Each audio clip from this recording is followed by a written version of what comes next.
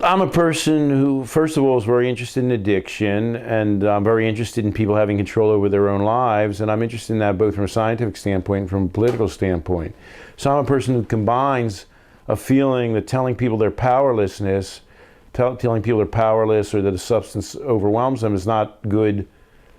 There's a term called social learning. It's not a good way to teach people about alcohol. In fact, there's some groups that do very well in training people to drink.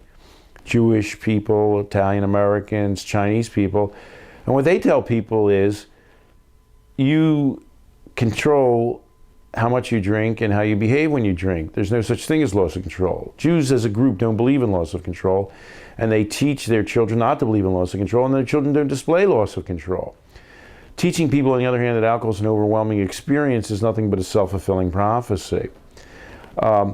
So I don't think it's effective social learning. I don't think it's effective prevention. I don't think it's effective treatment to explain to people how they're powerless. And on the other side, it just so happens to be my nightmare, and the United States is headed towards my nightmare, that we feel that in the interest of therapy and therapeutics, we can tell people, well, you really must undergo this experience, this fundamental experience. You must define yourself this way.